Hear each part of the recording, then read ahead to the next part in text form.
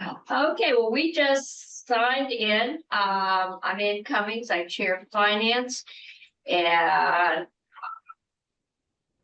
I think, why don't we go around and just have the senators introduce themselves? And then I don't know if Senate Education, who is joining us, would like to do that. And then we'll have you tell us a little bit about yourself, and then the floor is yours. So Chris, why don't we start with you? Hi, I'm Chris Maddox, represent Chittenden County, Northwest Vermont. Hello, Rebecca, Senator Martine LaRoque-Ulick. I represent Chittenden Central, the Burlington area. Just in time, hi.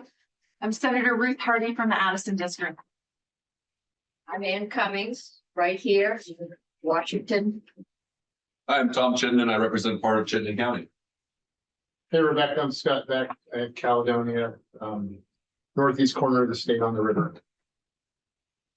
I'm Randy Brock. I represent Franklin County and part of Grand Isle County, the northwestern quarter of the state. So, Senator Bongartz, do you want to have your people introduce themselves? Are you there? We are not hearing you. So maybe we will just continue. You can hear us? Okay. So Rebecca, the floor is yours. Well, thank you very much for having me. I unfortunately have not spent a lot of time in Vermont, but during the COVID summer, I rented a place in Manchester Village for a little while and just thought it was quite beautiful. And so I'm very excited to be here. I will tell you a little bit about myself. I feel like I've been in school finance since the dinosaurs were walking the earth. I started as a CFO for what was essentially the State Department of Education in Washington, D.C., and didn't really have a finance background. And so in that role, I was able to kind of take this outsider's view of the way that we fund schools. And I thought, man, there's got to be a better way to do this. And so I went into advocacy for a little while. And what I realized in that part of my career is that it isn't that legislators don't necessarily want to improve and have continual improvement on the way that they fund schools, but rather they had few tools at their disposal in order to really do that well. And so I created an organization that was called EdBuild. For about 5 years, we tried to raise national awareness around how schools are funded and how states could do that better. Went to the Gates Foundation for a few years and had the privilege of helping them to shape an investment strategy for state school finance reform, and have now started another new nonprofit because I'm apparently a glutton for punishment. This one is Ed Fund, and we're focused on funding more actionable research to answer real questions that lawmakers have about how to do things better. Because I think for a long time, we've been stuck in this question of like, does money matter? And all of these costing out studies. And at the end of the day, when we're living in a constricted resource environment, we need to have research that kind of helps us to understand a little bit more about like for whom, under what circumstances, and from where school money should come. And so our focus is to move the research field in that direction. In the meantime, we are also focused on bringing what we know so far about research to folks like you who are considering changes to the way that you're funding schools, so that hopefully what we know so far can inform your decisions. So I'm happy to answer any questions about that century's worth of long experience. But if that was boring, I'm happy to jump into just a few slides that I'd like to talk you through. I think we'll just get on to the Fantastic. We'll see that you have a lot more experience than most of us, so. Well, not in what matters, I think, but we'll see. All right, so let me figure out if I can share my screen. After 6 years of doing this, you'd think that I'd have this under control. Yep, you are up. Woohoo! All right. There we go. That's perfect. So thank you again for allowing me to be here. This should only take about 5 or 10 minutes, and then I'm happy to answer whatever questions I may be able to. So I just want to take a step back and talk about kind of how we've gotten here, and a little bit about the history of school finance so that we can talk about how policy and research have followed the theory of school finance. And so in the 1970s, there were 2 really important court cases that went before the Supreme Court. San Antonio v. Rodriguez is the one that most folks are a little bit more familiar with. The Supreme Court basically said there is no federal right to an education. And so that sent all of the responsibility basically down to the states, as you know. I think more important case that tends to be overlooked was a case called Milliken v. Bradley. And in that case, the Supreme Court ruled that if the state draws a line anywhere for any reason, that the federal government can't mandate desegregation across that line. And while it was a desegregation case, it also served to really kind of codify and give a lot of power to the school district border as it exists, and started to create some major inequities in terms of what school districts were able to raise out of the property wealth that was within within their borders. So because of that, a bunch of the litigants that basically tried to take this work to the Supreme Court then took this argument on a state-by-state basis. And one of the first and most influential cases at the state level was Serrano v. Priest. In that case, we saw the California Supreme Court rule that funding from property taxes was an inequitable way to approach education for all students. And so they mandated, as part of the resolution of that case, that property taxes be pooled in at least the county level in California. There was a big backlash to that. And it led to Proposition 13, which is pretty notably known even today as a pretty regressive scheme to that has ended up falsely deflating the amount of money that's in the education system. So this was the first time where we really saw a pursuit of equity in terms of low versus high wealth school districts really start to butt up against the question of adequacy, which is, if we start to cap how much money is in the system, will we start to starve our schools of those resources? That continued into what I consider to be the adequacy phase. So once we had a whole bunch of states that capped how much their local school districts could raise, started to deflate the amount of money that was in the system. And then we started once again going to the state courts and arguing that there wasn't enough money in the system now to deliver a high quality education. The first of those rulings was Rose v. Council for a Better Education. That was in Kentucky. And that was kind of a bellwether that then moved forward, where the Kentucky courts said, in fact, the school districts throughout the state were significantly underfunded. They actually mandated a funding level from the legislature. And that was really a substantial reach for the courts, considering kind of where they had been over time. The reason I go through this is because we've now entered this phase that I feel is kind of trying to balance or counterbalance the unintended consequences of those 2 phases. which is that we're trying on one hand to make sure that low wealth school districts have enough money in order to keep up with their higher wealth peers, but at the same time, not putting such restrictions in place that we start to skew equity toward the highest wealth school districts. I know that that's a big part of the conversation that you're having right now. And I'll talk through a little bit about how states have tried to grapple with that.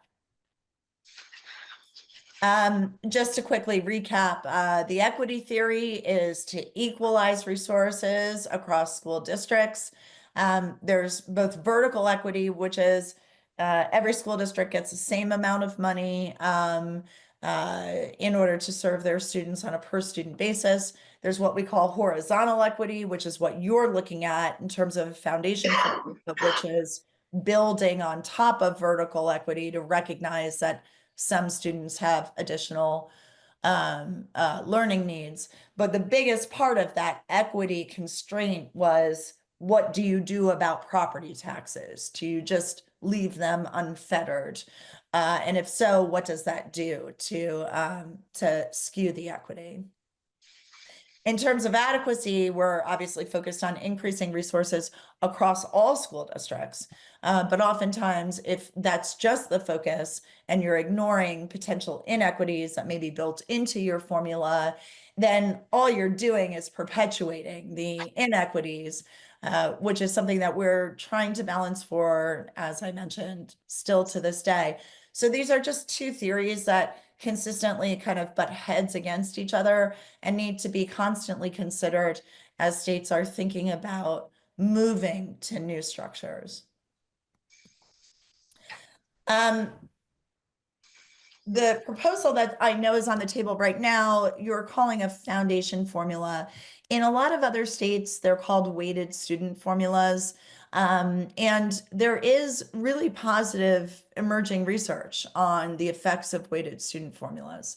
In California, about 10, 12 years ago, California moved from one of the most kind of resource-based funding formulas where they funded a certain number of teachers per a certain count of students, et cetera. They were really funding like the inputs of education. And they moved to a weighted student formula, which is what you're considering, a base amount per student and then weights for student need.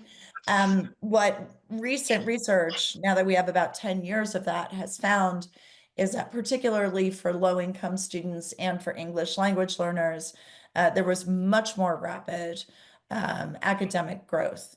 So both in terms of achievement on math and English language arts test scores, we saw those significantly increase for the students who were receiving those weights. And the school districts that were getting the highest weights, the most concentrated funding out of that weighted student formula, saw many more students who were completing college prep coursework, and that gap significantly shrunk. Another most recent study coming out of Tennessee looked at a large school district that went from a resource-based formula, handing out teachers, handing out principals, et cetera, to a student-based formula, which was, here's your money based on the students and your needs. Go staff and implement programs as you think are fit. And they saw gains, I know this starts to get inane, but of 0.1 standard deviation increases in both math and reading. And to put that into perspective, all of this like money matters research that we've heard about in recent times, we've found that to have a moderate increase. That was 0.05 of a standard deviation. So just the implementation of this new weighted student formula in Tennessee saw about twice the effects of just putting more money into the system. So what it's telling us is it's not just about the amount of money that's going in, but also how that's being distributed. So a look at formula types across the country. There are about 17 states now that are using a resource-based approach. Again, where they're putting, funding inputs into the system. Vermont, as many others, are considered to be a weighted student formula. We could talk about where your consideration is differing on the next slide, but important to note here that one, you're in line with what most states are doing. Two, the states that are still funding based on inputs, so all of the states that have red of some sort are actively considering school funding reforms this year. So there is an increasing trajectory against these resource-based funding formulas.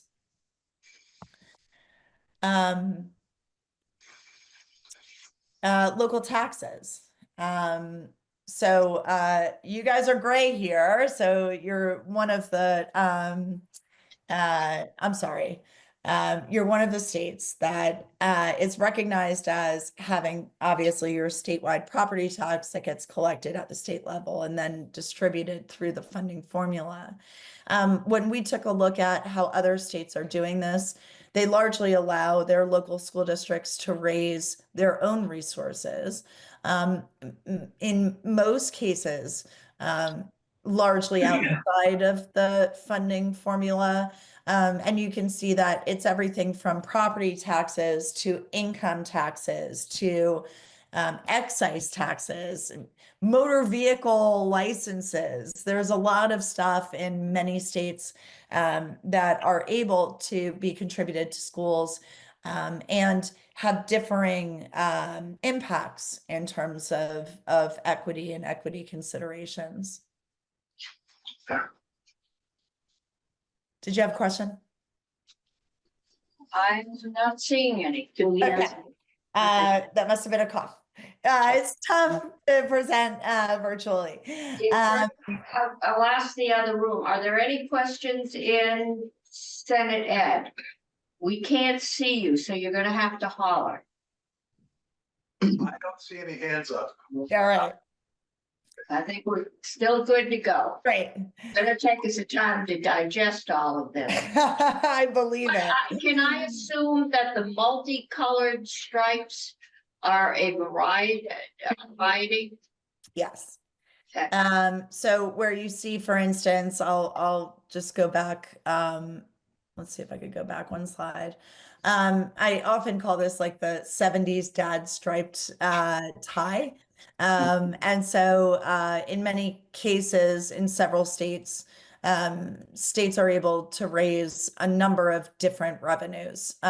You'll see most often the combination is property valuation and income/wealth goes into a calculation of how much the state is expecting locals to raise. But then when you see other local receipts and a share of other costs, that's where states are able to raise money that's outside of the funding formula.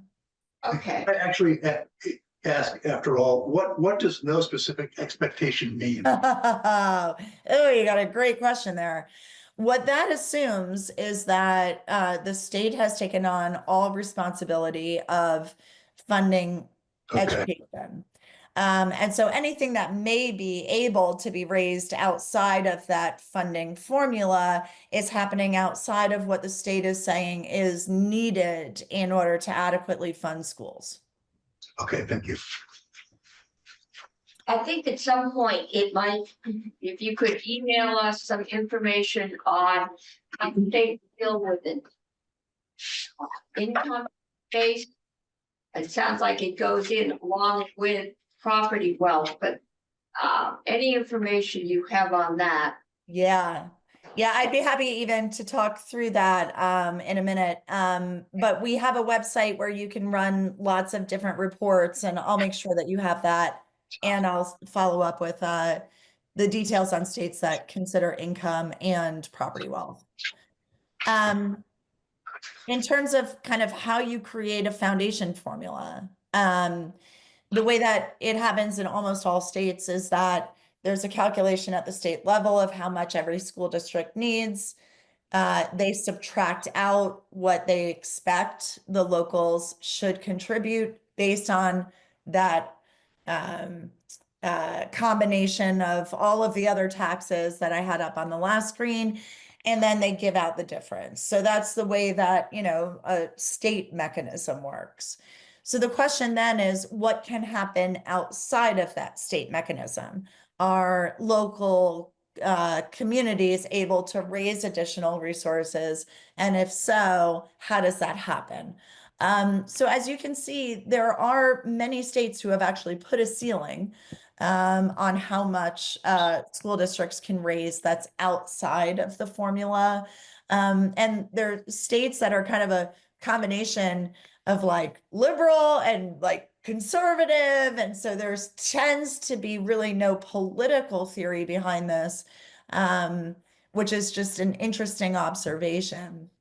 There are also some states like yours that require a floor contribution. So you have to at least contribute X amount of money. In other states, it's just expected. But local taxpayers can decide whether or not they're going to raise what the state is expecting, more or less. Special education, I know, has been a topic of conversation, and wanted to talk a little bit about this. So the majority of states fund special education using multiple student weights. So you can see that that's in place in 18 states across the country. And this ranges from, I think, Tennessee just passed 8 different weights, depending on the specific student characteristics. Florida has 5. Some states only have 3. But what they basically do is they say that certain students, based on their special diagnosis, have a general basket, cost basket of costs. And so they'll assign a different weight for each of those tiers or each of those classifications. One of the reasons why states have been moving toward a weighted student formula, even for special education students, is because we are seeing some research that's coming out that the way that you're funding special education could contribute to incentives in the actual practice of providing special education that could be positive or negative.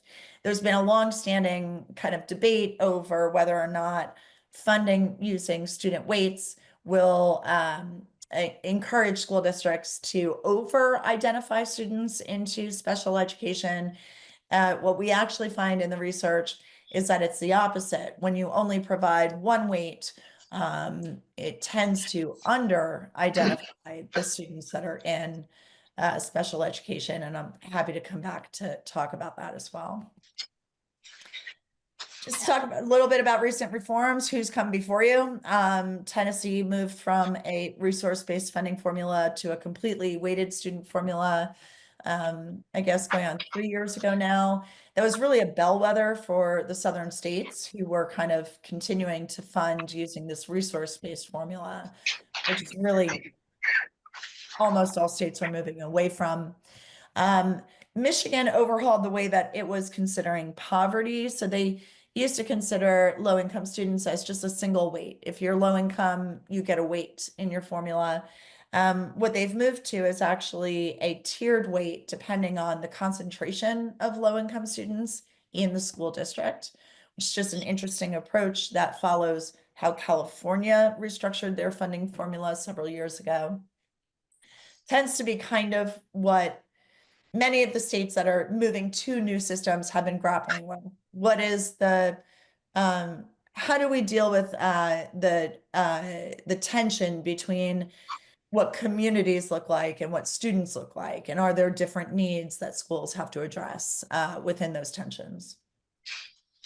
Last year, Mississippi and Colorado also moved to weighted student formulas, foundation formulas, mirroring largely what Tennessee had done. And this year, we know for sure that Alabama will be doing something in terms of moving toward weighted student formula. They may stay with a hybrid, but as you can get a general sense, there has been significant movement over the past several years of states that are overhauling the way that they fund schools. You're not alone. And this was after what I would consider to be a significant lull in how states were thinking about how they were funding schools. And I believe that that is it for me. So I'll stop sharing now, and I'm happy to answer questions or put any of the maps back up to talk through any of your thoughts. Committee. Questions? Leonard, Chittenden. I'll ask a clarifying question if I could, is I recall you characterizing our current formula with one term that you said was common and then another term to what we are contemplating. Could you just crystallize how you would characterize and describe the current system in Vermont and then what I assume you're familiar with what our administration, our governor's office has put forward. What are the two terms? Yeah, so weighted student formula is generally how we're trying to standardize the practice of having a base amount per student and then additional multipliers for student need. That's in the allocation model. So you're already kind of doing that in your allocation model. What's different about what you're considering right now is moving from, as I understand it, the budget-based approach in terms of local taxpayer approval to more of a expected local contribution. That is more of the practice that goes along with what I would consider to be a traditional weighted student formula. So when I was saying a foundation formula, the foundation element of the way that old school finance folks have defined foundation formulas is the idea that there's an expected local contribution that's coming in, and it's coming in off of revenue rather than coming in off of a budget that's being approved. Clarify, what I understood that you just say is we currently have a weighted student formula. It's just not traditional. And what you recognize and what the administration is putting forward is a more traditional weighted student formula that I believe I also heard you say many other states have migrated to over the past 5 to 10 years. Correct. Okay. Thank you for the presentation, Rebecca, and for the slides. I have a quick question for you. We're obviously about to, not obviously, but we apparently are about to embark on some pretty major changes here in Vermont. And I would say there are many folks who are worried, concerned that what we might be heading toward is something that might look like a universal quote unquote choice system or voucher system. And I'm wondering, are any of these funding models more conducive to allowing that to happen at all? Could you speak to that? I can. So let me see if I can project a map that I just put together yesterday because we get this question a lot. I will say that, the research says for public schools that a weighted student formula really makes a difference in inspiring equity. But there have been these significant concerns to mirror what you were just saying, that once you put a quote unquote price tag on a student, rather than having a community-based approach to funding schools, that all of a sudden then that money becomes very portable. And so a lot of folks who have thought about moving to a weighted student formula have basically said, well, that's just going to open us up to vouchers because there's a number on every student and all of a sudden this money is going to go everywhere. And what we actually find is that there is really no correlation between the way that states fund schools and how widespread their choice is. So just to share this really quickly with you, this is a map of the states that have what we consider to be a generally student-based funding formula, a weighted student formula. And every state that has a star is a state that has introduced ESAs that I would consider to be pretty significant ESAs, right? There are lots of states who have an ESA for special education students and that sort of thing, but these are some of the more universal programs. What you'll see is that there are 6 states, that's actually should be updated to 7 because Tennessee just passed ESAs this year, that have weighted student formulas and ESAs. There are 9 states that have ESAs without a weighted student formula. And then there are 20 states that have a weighted student formula that have no ESAs. And so when you kind of look across the country on school funding and the implementation Rebecca, of, can you stop and explain you mean by an ESA? yes, I so see what it says, but what is it actually? yeah. What does it mean? Yep. So an education savings account, in the way that I'm describing it, is an amount of money that's set aside by the legislature that follows a student to any sort of mostly private, or a combination of private education, services. Usually that money goes to a private school that the student may enroll in. In some cases, that could be a family that's homeschooling their students. That's additional resources for them to do so. In a few cases, that has been a family that has created some sort of blended environment where they're doing some at-home tutoring, some private school tuition. But the ESA is generally a program that is moving students out of the public school and into private options that their family may vary depending on how flexible that system is. Okay, thank you. Fear of getting in front of my colleagues over in Senate Education, I was hoping to ask one more question.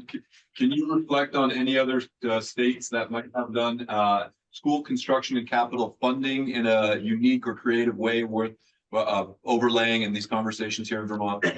Yeah, and so first of all, let me start with the research. 3 studies over the past 2 years have shown significant improvements in student achievement with what they were considering to be less recognizable capital improvements. And so what they found, there was a study that was done of, I think, 32 states. It comprised basically 80% of the school districts in the country. What they found is that for bonds that were issued to build theaters or new stadiums, that those tended to increase property values around the school district. But when bonds were raised for internal improvements like HVAC or new water filtration systems, that tended to improve achievement. So I'm happy to send you that new study. It's really wide reaching and very compelling. So the research is there. Roofs leaking. Yeah, right. I'm sorry? We're talking about leaking roofs Yeah. and bathroom doors with latches that don't work. So, Yes. And so what you would see are the academic achievement side of the findings in the study. So I'll make sure that I send that along following this conversation. What a few states have done. So there's kind of 3 things that states can do. And I need to be honest, I don't know how Vermont is doing this right now, so I can't compare. But 3 things that states can do. They can bond for them, issue their own state bonds and distribute those resources to school districts. So that's number 1, the state just bonds, receives capital funds and sends that to districts. The second is a credit enhancement program, whereby states just set aside money into a savings account and they back loans that school districts will take out. It allows school districts to borrow at a significantly lower interest rate. And that allows them then to actually leverage what they can borrow from tax proceeds into, a higher bond and much more available revenue for capital constructions. And then the third is just direct loans straight out of the operating budget. Ohio does direct loans straight out of their operating budget every year. They actually do a facilities assessment of every school in the state, and they rank both the facilities need of the schools and also the wealth of the district. And we'll go in opposite rank order. So the lowest wealth districts with the highest needs get just appropriations straight out of the general fund. I think there are at least 18 states that are doing credit enhancements to support their school districts. Costs the state nothing, and really does make a difference for school districts in terms of what they can borrow. And I don't have a count of direct loans, but that's just basically a revolving fund. You can give resources to school districts at a lower interest rate than what they would get privately. Okay. Senate Ed, I'm gonna turn it over to you. Question. We had one question. Do we send her a referendum? We don't start a question. I believe she answered it. Okay. Any other questions? Anybody? Okay, no. Ruth. Okay, nothing from there. Rebecca, thank you. I'm looking at your website and I'm having a hard time finding some of the things you're referencing on your website. Will you be able to send us relevant links? Yes, and I can also just give it to you right now. It's the website is funded, so FUNDED .edbuild EDBUILD.org. And when you pull that up, you should see all of the national maps that I've just projected, but then there's also summaries of how states do their stuff. In some cases, you're going to see that we've had to simplify it in order to make it standardized across all 50 states. But you can also run a report that compares Vermont to New Hampshire for each of the elements of school funding that we thought were important enough to call out and try to standardize. Did you get the website now? Yes. Okay. I was looking at your organization. Yeah, we have to pull that over. This is the problem of like the one startup and then the other startup. So, Okay. Well, another question I have is, it's great to see these interstate comparisons across the country. But often when we're comparing policy, we compare to other states. I've done a lot of work in health policy. So we compare Vermont to other states in health policy, and our health indicators in Vermont are actually quite good. So, comparing us to the South is in some ways not that helpful because thankfully we've done a better job. Yeah. So often it's helpful to compare us to other countries. So I'm wondering if I know that other countries' taxation systems and governance systems are so radically different, but are there other countries that we could look at that have something we could learn from to import to Vermont? I would actually say that some of the countries that you may be looking at, not just in terms of education, but also life expectancy and that sort of thing, would be Canadian provinces. And we've actually seen Canada move in the direction of where you are and not the direction of where you're headed. There were 3 or 4 provinces, I think, in Canada that recently went to a completely state-funded system for their schools. And so just like you do right now, collecting property taxes, distributing them through some sort of formula. In some cases, it's not a weighted student formula. The majority of European countries are funding as a state-funded system. So they don't have this element of local taxes that are contributing to school districts, largely because their public school systems weren't built the way that ours were as we colonized over time. I would recommend, though, thinking about Connecticut and taking a look at what Connecticut recently did. They went through a massive overhaul of how they were funding schools, and they continue to incrementally change what they're doing. I would say over the past 5 or 6 years, they've been adding one more element to their new funding formula. But there was a good deal of work that went into looking at what the research says about improving schools through the way that they're funded. Connecticut landed on a combination of property valuation and income, average household income, whereby they deduct what's expected from high property value areas where there's a lower than state median household income, and they increase it for the reverse.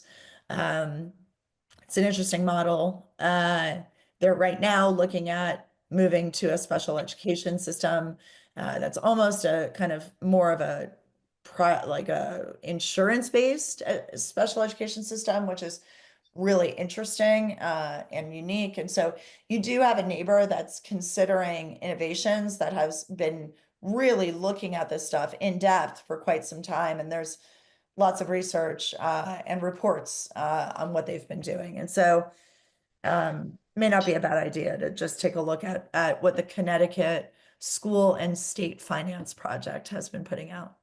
Okay, thank you. We do now have a question here in this room. Senator Heffernan.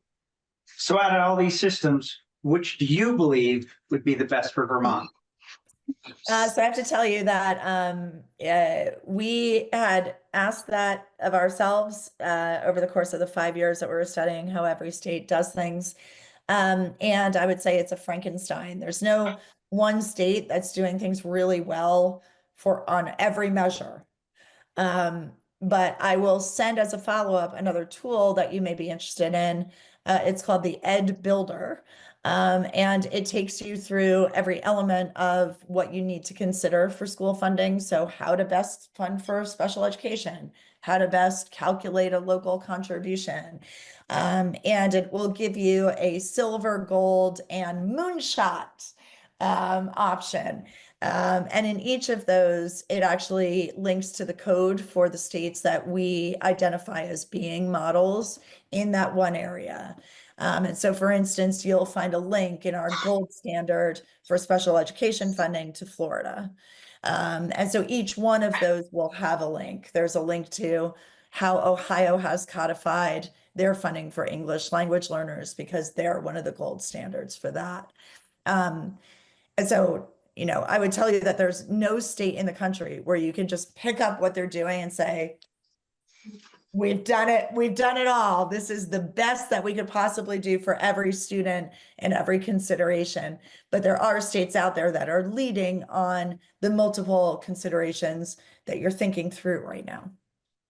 Okay, and you're going to send us that link? We'll do that. I'm guessing I send it through Charlotte. That, yes, and we can print that out and put it on our website, and that will give us a good base to start building on. Okay, Senator. One other question for me. The last question got me thinking about this, and so I'll ask you. I've read a few articles about the really great outcomes that we have in the DoD schools, Department of Defense schools.